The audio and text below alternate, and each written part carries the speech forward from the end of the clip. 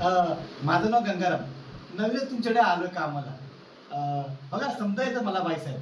कोणची पण भाजी सांगा, 2 मिनिटामध्ये तुम्हाला बनवून देईल. हो, हो असं बोलतो हो, पण थोडा उशीर तर लागतो, पण एकदम चविष्ट पदार्थ तुम्हाला मी बनवून देईन.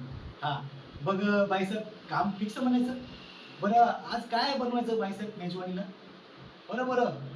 पुरणाची पोळी आणि फणसाची भाजी. अहो, अशी झणझणीत बनवतो ना बघा, तुम्ही ना बोटं एकदम चाटत बसाल. हां, एकदम स्वयंपाक म्हणजे माझ्या हातचा श्रीखंड हो.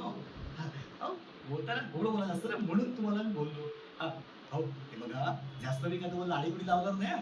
माझा स्वयंपाक चांगला आहे. पूर्ण ऑल आपल्या बाजूबाजूच्यांना विचारा, मी चांगला स्वयंपाक बनवतो. पुन्हा कोणाकडे मी कामं केली नाही तुम्ही सांगा. अहो, ज्येष्ठ सिने अभिनेते अशोक सराफ यांच्याकडे मी स्वयंपाकाला होतो. हो आणि ते आपले आदर्श ज्येष्ठ सिने अभिनेते हो, हो, हो. त्यांचेच जवळचे मित्र महेश कोठारे त्यांच्याकडे सुद्धा मी कामाला होतो.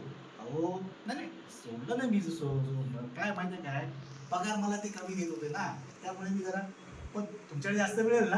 हां, हे बघा ते जाऊन देऊ पगाराचं. मला सांगा तुमच्याकडे काय-काय मेनू परमेश्वरी बनते किंवा तुम्हाला कुठली आवडते हे तुम्हाला आदल्या दिवशी सांगा.